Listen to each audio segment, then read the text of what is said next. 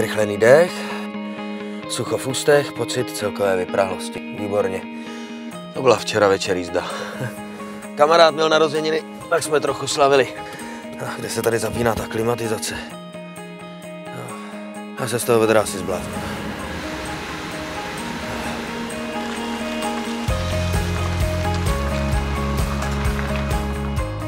Klimatizace byla v minulosti součástí výhradně luxusních vozů, ale dnes už jí mohou být vybaveny i základní modely. Vozy Škoda jsou dle konkrétního provedení vybaveny buď manuální nebo samočinnou klimatizací, která sama udržuje zvolenou teplotu. Klimatizace se skládá z několika vzájemně propojených komponentů. Kondenzátor ochlazuje chladivo v okruhu, vysoušecí nádobka filtruje nečistoty a absorbuje zbytkovou vlhkost, čímž zabraňuje korozi celého systému. Kompresor zajišťuje oběh chladiva v celém okruhu. Redukční ventil a výparník umožňují změnu skupenství chladiva z kapalného na plynné, čímž dojde k vytvoření chladu. Do vozu se takto ochlazený vzduch dostává přes kabinový filtr. Je-li tento filtr zanesený, nečistoty se dostávají do ventilace a následně do vašich plic.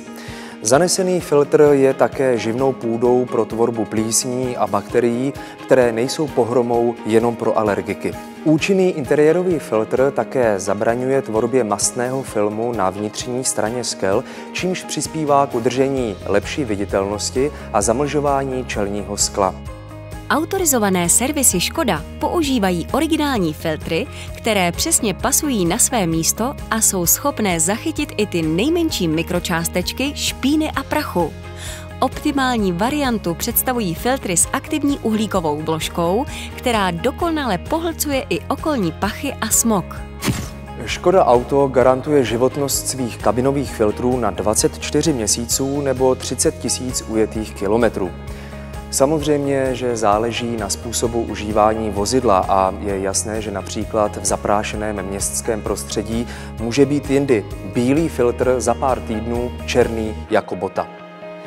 Proto autorizované servisy Škoda automaticky kontrolují kabinové filtry při každé jarní prohlídce. Tak díky za tip, jak se za volantem vyhnout alergické reakci na špínu z filtru. Ale můžu udělat ještě něco pro dobrou kondici své klimatizace? U klimatizace také dochází k postupné ztrátě funkčnosti, až se zastaví a přestane chladit úplně. Na vině je především postupná ztráta těsnosti chladícího systému, ze kterého uniká chladící médium. Nestačí pouze připojit automatickou plničku klimatizace, která systém naplní novým chladícím médiem a olejem pro promazání kompresoru. Takhle narychlo udělaná oprava totiž funguje jenom několik dní, než chladivo opět vyprchá a je potřeba ho znovu doplnit.